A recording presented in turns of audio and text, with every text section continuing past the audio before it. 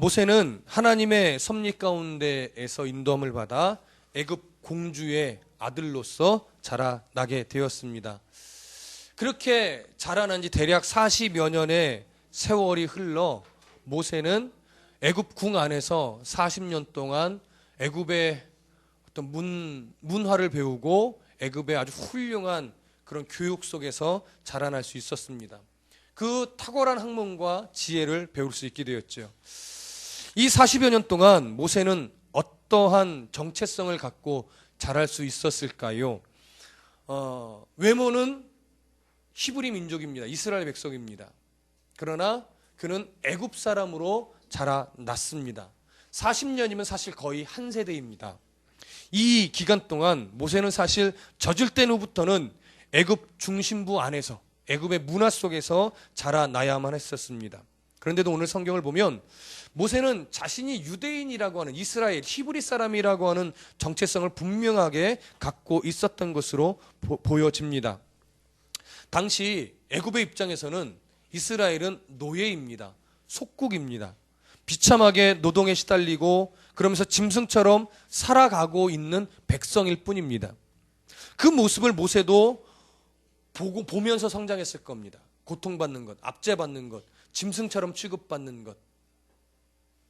그렇다면 모세는 아마도 저런 민족이 내 민족이라고 하면서 차라리 나는 이스라엘이 아닌 히브리인이 아닌 나는 그냥 애굽 사람으로 살래, 이런 마음을 갖는 게 어찌 보면 더 자연스러울 것 같습니다.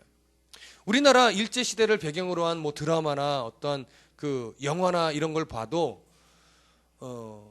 한국 사람임에도 불구하고 외모가 같다 보니까 그냥 일본 사람으로 북이 영화를 누리면서 일본 사람으로 살아가는 사람도 꽤 많이 있었습니다. 그럼에도 불구하고 지금 이 당시 상황을 보면 유일하게 누구만이 애굽의 문화 속에서 자라요? 모세만이 애굽의 문화 속에서 자랍니다. 그런 모세가 저 보잘것없고 저 노예의 신분으로 짐승처럼 살아가고 있는 애굽 사람이 내 민족이라는 것이 오히려 더 부끄러웠을 수도 있습니다. 그래서 철저하게 히브리인이 아닌 애굽 사람으로 더 살고 싶은 욕망이 오히려 더 커지는 게 정상입니다. 그럼에도 불구하고 모세는 자신의 정체성이 애굽 사람이 아니라 히브리 사람임을 갖고 그것을 부끄러워하지 않고 성장할 수 있었습니다. 그 배경이 어디에 있었을까요? 아마도 어머니 요게벳이 유모로 한 서너 살 기간 동안 젖을 먹여 키울 때도 아주 정말 기도하며 키웠겠지만 이 배경을 볼 때 아마 모세가 성장하는 과정 속에서도 유모로서 궁을 왔다 갔다 하며 모세를 대면할 수 있었던 것으로 추측되어집니다. 그렇기 때문에 그 과정 속에서 계속 그 모세를 가르치고 모세의 정체성이 어디 있으며 모세가 하나님의 언약 안에 있는 백성임을 나름대로 가르쳤을 것으로 보여집니다. 그래서 모세는 자기가 애굽 궁 안에서 자라나지만 내가 이스라엘 백성이구나, 아브라함의 하나님, 야곱의 하나님, 이삭의 하나님을 믿는 민족의 자손이구나, 하나님이 예전에 우리 조상들에게 이런 언약을 해줬었구나, 이런 것들을 갖고 성장할 수 있었을 것으로 보여집니다. 우리가 이제 그 과정들을 살펴볼 텐데요. 11절과 12절을 한번 다 같이 읽어보겠습니다. 시작. 모세가 장성한 후에 한 번은 자기 형제들에게 나가서 그들이 고되게 노동하는 것을 보더니 어떤 애굽 사람이 한 히브리 사람 곧 자기 형제를 치는 것을 본지라. 좌우를 살펴 사람이 없음을 보고 그 애굽 사람을 쳐 죽여 모래 속에 감추니라. 자, 모세가 장성한 후에라고 성경이 기록하고 있습니다. 이 장성한 후에라는 건 대략 40세쯤 되었을 무렵입니다. 정확하게 40살이라고 못 박을 수는 없지만 성경의 다른 내용들과 이렇게 맞춰볼 때 대략 이때 기간이 모세의 나이 40세 정도 무렵임을 우리가 알 수 있습니다.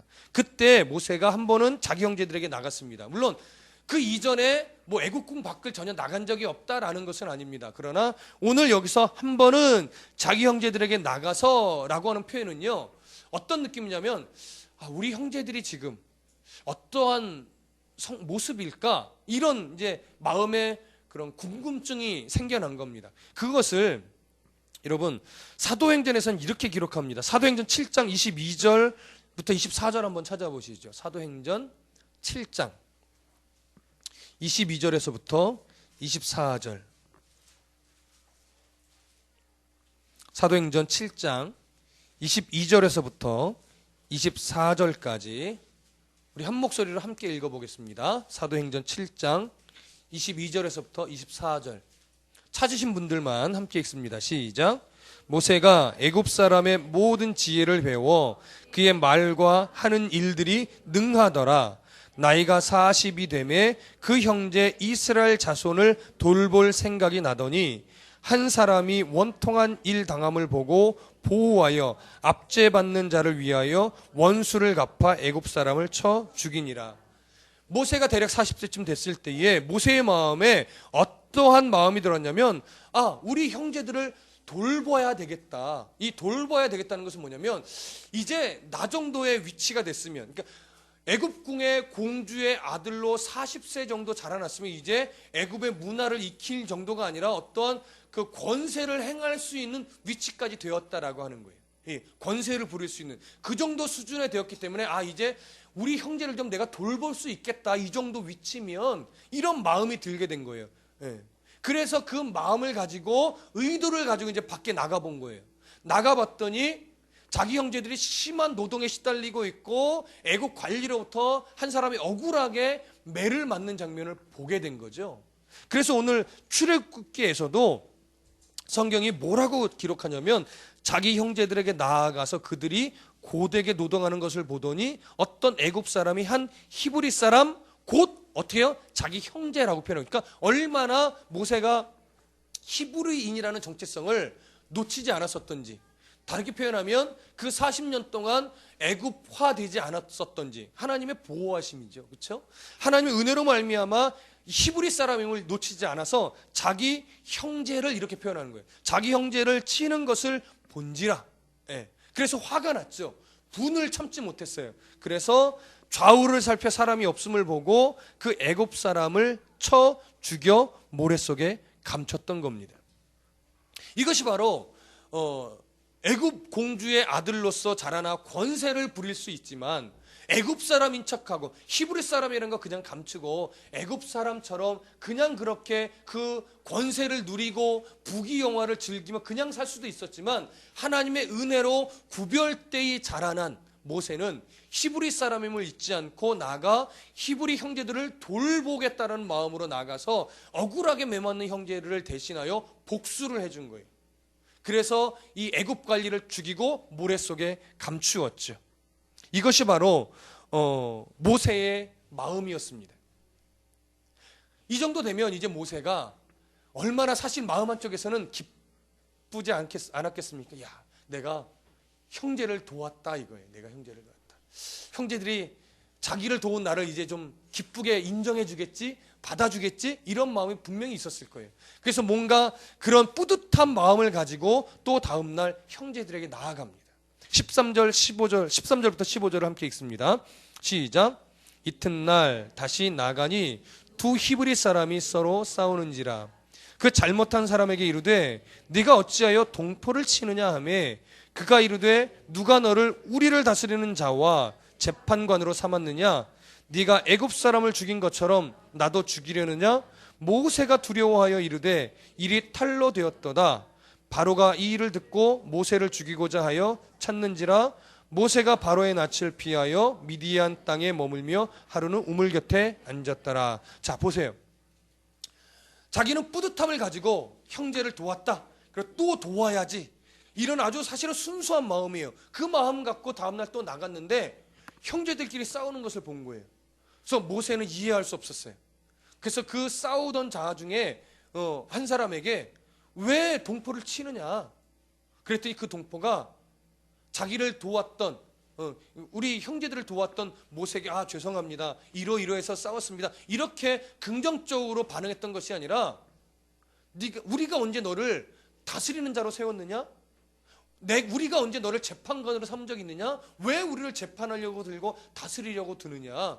네가 저 애국 관리를 쳐 죽인 것처럼 우리도 잘못했을 때 네가 우리를 쳐 죽일 거냐? 이런 식의 반응인 거예요. 모세가 얼마나 놀랐을까요? 사실은 지금 동족에게 배신당하고 있는 거예요. 그래서 자기가 애국 관리를 쳐 죽인 것이 탈로 났다는 것을 깨닫고 나서 애굽에 머무르지 못하고 어떻게 해요? 도망가게 된 거예요. 왜? 실제로 자기는 애굽 사람이 아니잖아요. 히브리 사람이잖아요. 그래서 이것으로 인해서 바로 왕이 노했습니다. 그래서 모세를 죽이려고 찾았습니다. 이걸 깨달았기 때문에 모세가 애굽을 떠나서 미디안 광야로 도망가게 되었던 거예요. 그럼 여러분, 여기서 우리가 한 가지 생각하셔야 될 것이 뭐냐면, 모세가 그 서로 싸우던 히브리 사람들을 중재하는 과정에 어떤 잘못된 점이 없는가? 그리고 왜 이 모세의 중재를 이 히브리 사람들이 왜 그것을 긍정적으로 받아들이지 못하고 부정적으로 반응하고 그를 배신하는 것처럼 보일 수밖에 없는가? 이런 생각을 한번 해보셔야 됩니다. 우리는 무심코 늘 어떤 생각으로 스쳐 지나가냐면, 모세는 선한 마음으로 중재하려고 들었는데 이 못돼 먹은 히브리 두 사람이 모세를 향해 우리가 언제 너희를 재판관으로 삼았느냐면서 거절하고 배신하고 모세가 사람을 애굽 관리를 죽이는 탈론해서 그 못된 놈들 때문에 모세가 도망가게 되었다. 우리는 늘 이렇게 은연중에 생각하게 된단 말이에요. 여러분들은 어떻게 생각하십니까? 지금 모세가 이 히브리 사람들을 중재하는 과정이 옳았다고 보십니까? 여기에 뭔가 불편한 진실이 있는 것처럼 보이십니까? 잘 찾기 어려우십니까? 왜 히브리 사람들이 우리가 언제 너를 다스리는 자로 세웠느냐? 우리가 언제 너를 재판장으로 삼았느냐? 이렇게 반응했을까요? 그것은 우리가 이 한글의 문맥 속에서는 좀 찾기 어려운 그 흘러가는 뉘앙스가 있는 거예요. 지금 모세는 당시 애굽의 지경 안에서는 지위가 굉장히 높아요, 안 높아요? 높아요. 그리고 학문적으로도 어떤 지식적인 면에서도 탁월해요. 그러다 보니까 형제를 대할 때, 형제를 돕고자 하는 순수한 마음은 분명히 있었는데, 형제를 대할 때 무엇으로 돕는 거예요? 자기의 권세와 자기의 힘으로 도우려고 했던 거예요. 그러다 보니까 저 히브리 민족을 아끼고 내 동포라고 하는 마음은 있었지만 뭔가 높은 위치에 서서 그들을 도우려고 한 거예요. 그러다 보니까 마치 그가 형제들을 중재하는 과정이 정말 재판장처럼, 정말 다스리는 자처럼 그렇게 중재를 하게 된 거예요. 그랬더니 히브리 이 형제들이 그건 싫은 거죠. 왜 우리를 네가 다스리는 자처럼, 네가 재판장처럼 우리를 다스리려고 하냐? 너는 애굽궁에서 호위호식하며 그렇게 잘 자라놓고 네가 말하자면 지도자가 되려고 하네? 뭐 이런 느낌인 거예요. 여러분, 이 느낌이 이해되십니까? 그래서 히브리 민족들이 그런 어떤 부정적인 반응을 하게 된 거예요. 그런데 여기서 한 가지 더 보셔야 돼요, 여러분. 이스라엘을 구원할 자는 모세입니까? 하나님입니까? 하나님이에요. 그리고 이스라엘을 구원하는 능력은 모세의 어떤 갖고 있는 권세, 탁월한 지위, 학문입니까? 순전한 하나님의 언약 아래 있는 능력입니까? 그거예요, 여러분. 하나님의 순전한 하나님의 구원의 언약과 하나님의 능력으로 이스라엘을 돕고 구원해내는 거지, 모세가 갖고 있는 어떤 애굽의 권세, 애굽에서 보이는 학문적인 지식, 합리적 이성, 이런 것들로 이스라엘 백성을 구원해내는 게 아니란 말이에요. 그래서 하나님은 분명히 모세를 통하여 이스라엘 백성을 구원하고자 하는 작정은 있으셨지만, 모세의 권세를 가지고, 모세의 탁월한 어떤 학문적인 지식을 가지고 구원하려 했던 것은 아니에요. 이 부분을 잘 이해하셔야 됩니다. 그래서 하나님께서는 모세를 지도자로 쓰기 위해서 이제 훈련을 위해 어디로 보내셔요? 광야로 보내시는 거예요. 그 상황을 이용하여 모세를 광야로 내모신 거예요. 그래서 모세가 아무것도 없는 광야로 가게 되는 겁니다. 그 광야에서 모세는 이 애굽 궁에서 자라나면서 어쩔 수 없이 습득하게 된 애굽식 가치관, 그 애굽식 생각, 사고방식들, 이 독소를 빼내는 훈련을 하나님이 하실 겁니다.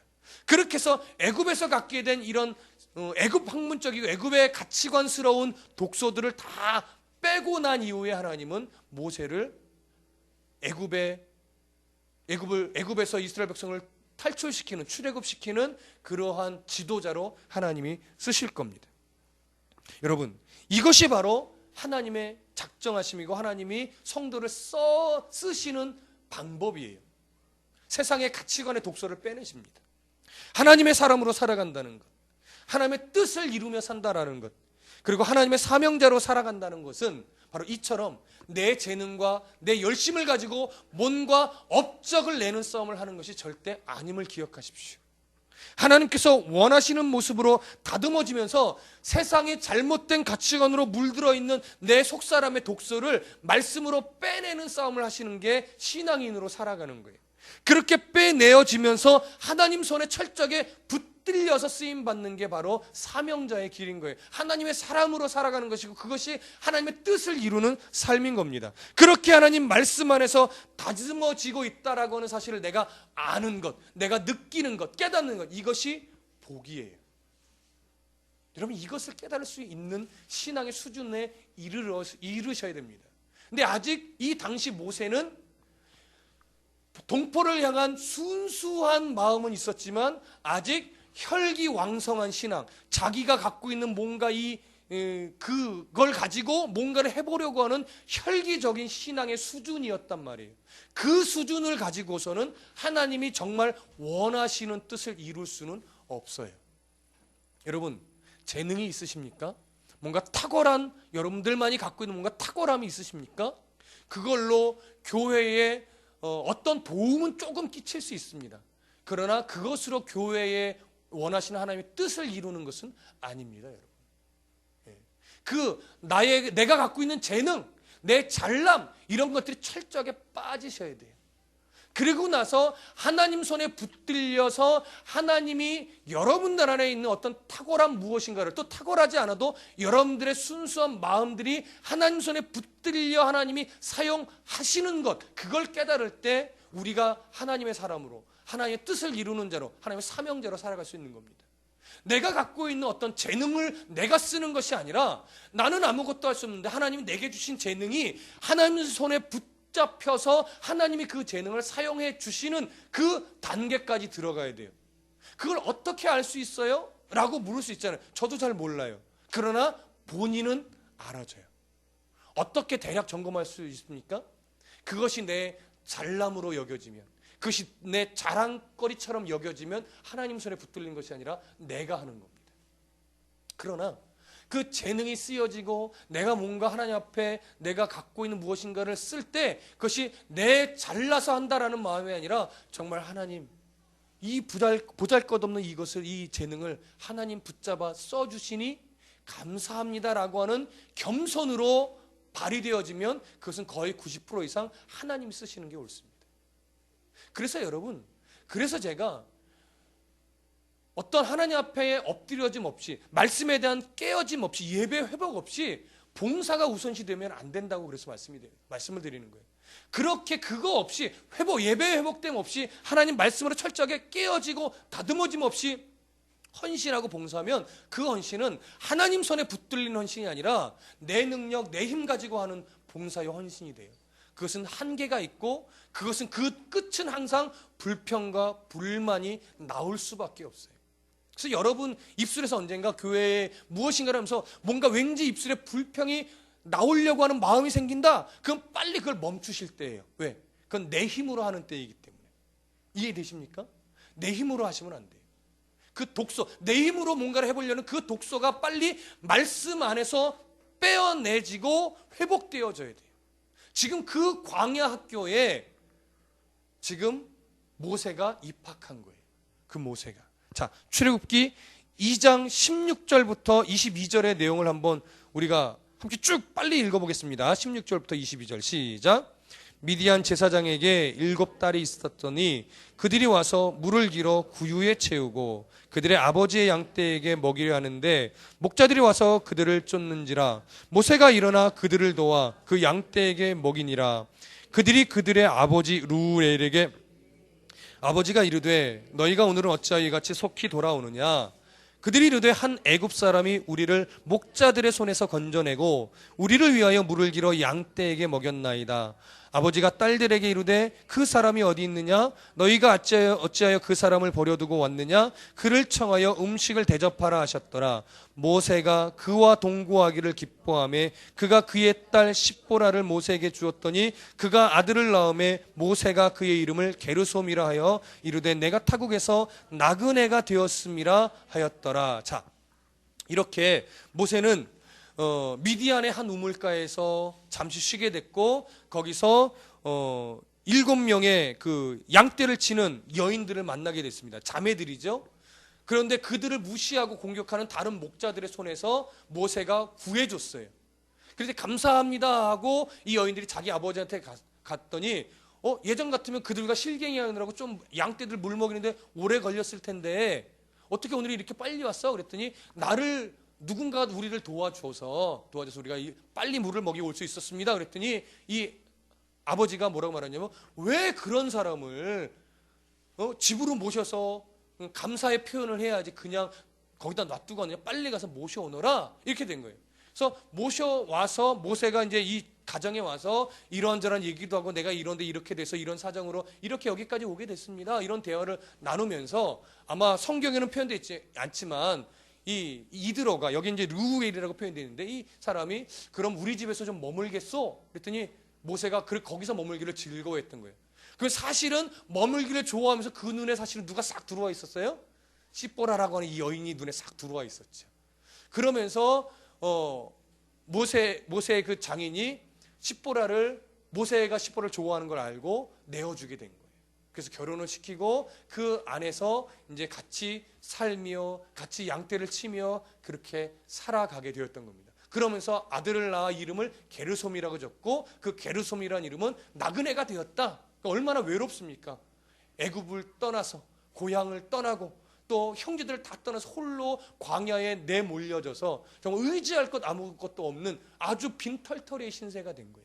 그래서 아들 이름을 게르솜, 내가 나그네가 됐다, 이 이름을 짓게 된 것이죠. 그러고서 몇 년 정도가 흘렀을까요? 40년의 세월을 흐른 거예요. 40년 동안 하나님은 모세를 훈련시키셨습니다. 그럼 보세요. 이 40년 동안 모세가 받은 훈련 40세부터 80세가 됐을 때까지예요. 그냥 40년 하면 좀 기네라고 여러분 생각하겠지만 40세부터 대략 훈련 받아서 몇 세까지요? 80세까지 완전 노인이에요. 80세까지 훈련 받았는데 그 훈련의 내용이 뭘까요? 그 훈련의 내용은요, 아무것도 안 하는 거예요. 네 힘으로 할 수 있는 게 아무것도 없다라는 걸 깨닫는 거예요.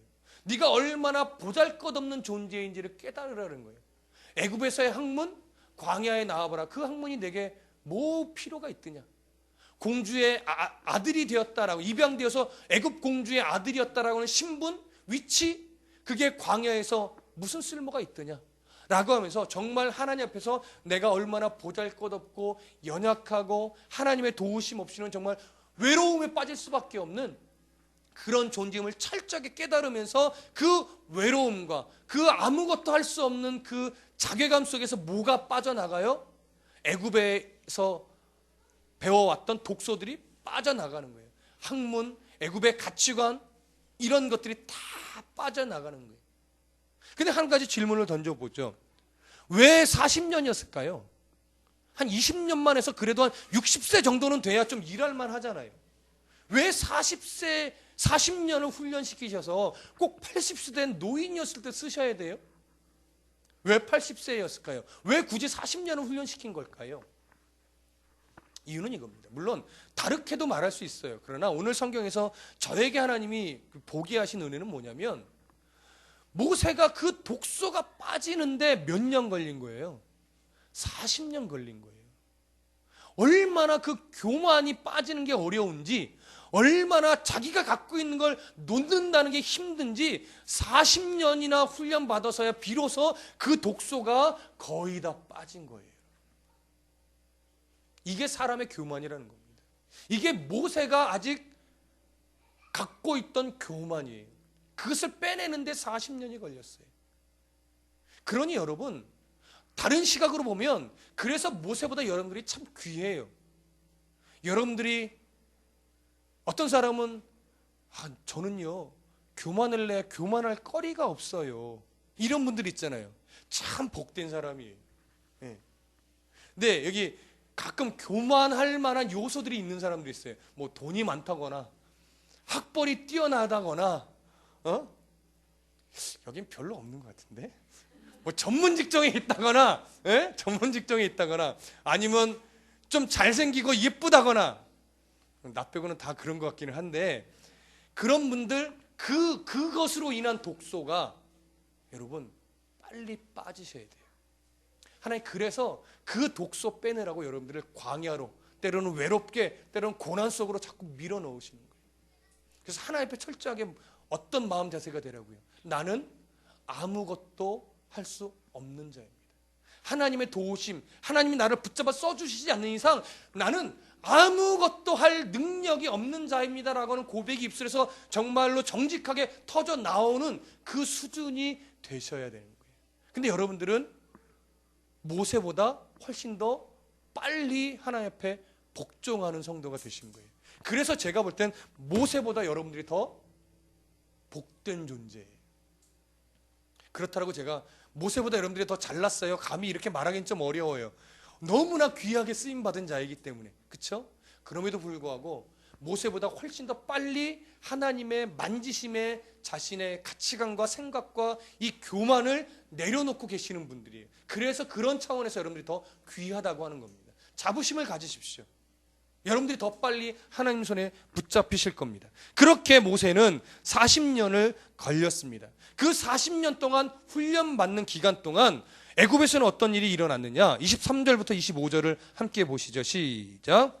여러 해 후에 애굽 왕은 죽었고 이스라엘 자손은 고된 노동으로 말미암아 탄식하며 부르짖으니 그 고된 노동으로 말미암아 부르짖는 소리가 하나님께 상달든지라. 하나님이 그들의 고통 소리를 들으시고 하나님이 아브라함과 이삭과 야곱에게 세운 그의 언약을 기억하사 하나님이 이스라엘 자손을 돌보셨고 하나님이 그들을 기억하셨더라. 여전히 모세는 훈련받고 있고 자신을 비워내는 빈손이 하나님 앞에서 빈손이 되어가는 훈련을 받고 있고 애굽에서는 여전히 이스라엘 백성들은 고된 노동성에 시달리고 있었어요. 근데 그 고된 노동 속에서 결국 이스라엘 백성들이 하나님 앞에 엎드려 탄식하며 부르짖기 시작했어요. 그렇게 하나님을 부르짖었더니 하나님이 그 부르짖는 소리가 하나님께 상달되었고 하나님이 그 소리로 인하여 하나님 들으시고 아브라함과 이삭과 야곱에게 세운 그의 언약을 기억하셨다라고 성경이 표현하고 있습니다. 그렇다고 해서 이 내용이 자칫 이스라엘 백성들이 부르짖지 않았으면 하나님이 이스라엘 백성들을 돌아보지 않으셨을 거야 라는 식의 공식으로 가서서는 안 됩니다. 왜 이런 내용을 기록했냐면 하나님이 일단은 왜 이스라엘이 계속해한 고통이 가해지도록 그냥 보호의 손길을 거두시고 내버려 뒀느냐. 사람의 교만이란 것이요 고통 속에 놓지 않으면 그 자리를 벗어나고 싶은 마음조차 들지 않고 안주하고 머무르려는 습관 때문에 그래요. 이 고통 속에 고통 속에 내어두지 않았으면 이 이스라엘이 애굽에서 그냥 편하게 살고자 했을 거예요. 이 고통 속에 누웠기 때문에 부르짖게 됐고 부르짖음으로 말미암아 약속의 땅을 가야지 애굽을 떠나야 되겠다 이런 마음이 들게 된 거예요. 그래서 그 마음이 들도록 내버려 두신 것이고 부르짖을 때까지 놔뒀던 것이며 여기 하나님이 그들에게 세운 언약을 기억하셨다는 것은 뭐냐면 그들이 부르짖어 구원했다는 것이 아니라 그들을 구원하고자 하는 그 근거가 철저하게 사람의 부르짖음에 있는 것이 아니라 아브라함과 이삭과 야곱에게 세웠던 그 언약에 기인한 것이다 라고 하는 것, 이것을 지금 드러내고 있는 겁니다. 하나님이 우리들을 붙잡으시고 우리 가정을 주 예수를 믿으라 그리하면 너와 내 가정이 구원을 얻으리라 했던 이런 말씀들과 함께 우리가 이 주의 약속 안에서 안전하다고 하는 평안함을 누릴 수 있는 근거는 뭐냐면 바로 성경에서 기록된 언약이란 말이에요. 내가 너를 사랑한다. 내가 한 사람 한 사람을 해산의 고통으로 낳았다. 내가 너를 존귀한 자로 여긴다. 내가 너와 너의 가정을 구원에 이를 것이다 라고 하는 수많은 약속들, 성경에 기록된 약속들이 그냥 성경의 이야기가 아니라 그게 나와 맺은 언약으로 내가 확신이 들 때가 있단 말이에요. 기도하는 중에, 말씀을 듣는 중에, 아, 이게 내게 주신 약속이구나 마음에 막 스며들어서 정말 부인할 수 없이 여겨질 때가 있단 말이에요. 그때 그것이 나와 맺은 언약이고, 그 언약 때문에 내가 막 초조해하지 않고 두려워하지 않고 염려에 빠지지 않고 침륜에 빠지지 않고 안정감을 누릴 수 있는 거예요. 왜? 하나님이 약속하셨으면 끝끝내 이루시는 분임을 알기 때문에, 그 언약이 이루어지고 있다, 그 신뢰가 하나님의 언약 안에 있다라고 하는 것을 우리들에게 보여지는 거예요.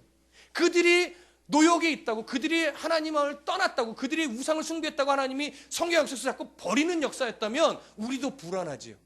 그러나 창세기를 통해서, 출애굽기를 통해서, 또 사사기 역사서를 통해서 늘 보는 건 뭐냐면, 인간은 늘 악했다 이거예요. 늘 하나님을 버렸다 이거예요. 늘 우상에 빠졌다 이거예요. 근데 그 역사 속에서 하나님은 한 번도 이스라엘을 버리신 적이 없다라고 하는 것이 구약 성경이 내내 증언하고 있는 거예요. 그 언약 안에 우리도 있단 말이에요. 그러니까 우리가 아무리 연약하고 보잘것없고 능력 없고 돈도 없고 명예도 없어도 하나님 우리를 버려요, 안 버려요? 안 버려요. 우리 가정을 버려요, 안 버려요? 안 버려요. 우리 아내, 우리 남편, 우리 자녀를 버려요, 안 버려요? 안 버려요. 이것에 대한 신뢰를 여러분 꼭 붙잡으실 수 있어야 돼요. 그래야 마음에 그 약속으로 인한 안정감을 누릴 수 있는 거예요. 평강이 우리 마음속에 거할 수 있는 거예요. 이 약속을 신뢰하지 못하면 근심이 더 커지기 때문에 평강을 누릴 수가 없게 돼요. 성경에서 말하는 건 그거예요. 이런 상황 속에서도 너 나로 인해 안정감을 누릴 수 있겠니? 이런 상황의 연속임에도 불구하고 너 나만으로 만족하고 기뻐하고 감사할 수 있겠니? 그 수준까지 가야 된다 이거예요. 그 수준까지 가는 과정이 뭔지 아십니까? 바로 세상만 바라보려고 하는 내 세상적인 가치관의 독소를 빼내는 거예요. 하나님이면 되는데 우리는 뭐가 없어서 불안하고 뭐가 너무 많아서 교만하고 그러잖아요. 근데 없어서, 없기 때문에 불안해하지 않을 수 있는 것이 뭐냐면 바로 주 약속이에요. 그런 근심의 독소를 빼내는 거예요. 없기 때문에 근심하게 되는 그 세상의 가치관이 내 독소가 빠져야 돼요. 또 많기 때문에 교만에 빠지는 그 독소도 없애야 되는 거예요. 많으나 적으나 우리가 주 약속 안에만 있다면 우리의 삶은 가장 성공한 인생의 길로 가고 있는 겁니다. 그것을 모세도 배우고 있고 우리도 광야 학교에 늘 입소해서 배워가는 과정인 거예요. 그게 성도의 삶이라고 하는 겁니다. 그것을 위해 모세를 준비시키고 있고 그것을 위해 애굽에서 이스라엘 백성들이 이렇게 뭐 하고 있어요? 고통을 받고 있는 거예요. 같이 훈련되어지고 있는 것이지요. 그래서 결국 모세는 하나님 앞에 호렙산에서 빈손으로 서게 됩니다. 하다못해 목까지 하나님이 벗기셔요? 신발까지 벗기시죠. 물론 신발을 벗기고 데는 또 다른 의미가 있지만 하나님은 그렇게 우리의 교만, 세상적인 가치관을 다 벗겨내셔서 하나님 앞에 빈손으로 서게 하십니다. 그리고 빈손으로 선 우리를 하나님이 딱 붙잡으시고 이제 네가 빈손이 되었으니 내가 너를 들어 쓰겠다 하면서 80세 된 노인을 애굽에 보내셔서 바로왕과 대적할 수 있게 세우셨고 그 수많은 이스라엘 백성들을 애굽에서 탈출시키는 지도자로 세우셨던 겁니다. 여러분, 하나님께 쓰임받고 싶으십니까? 빨리 빈손이 되는 훈련을 하십시오. 빨리 내 교만, 내 욕심, 또 나를 너무 낮추는, 뭐 없어서 불안해하는 이런 세상적인 가치관들의 독소를 다 빼내시고 빨리 빈손으로 하나님 앞에 서십시오. 그러면 하나님이 빈손이 된 우리를 딱 붙잡고 필요한 곳에서 필요한 일로 우리를 계속하여 사용해 주실 겁니다. 그럴 때 내가 회복되어지고, 그럴 때 나를 통해 가정이 회복되어지고, 그럴 때 가정들을 통해서 교회가 회복되어지고, 교회가 회복되어져야 또 지역이 회복되어지는 겁니다. 그렇게 빈손으로 하나님 앞에 서서 하나님 손에 붙들려 쓰임받는 귀한 성도가 되시기를 부탁드립니다. 기도하겠습니다.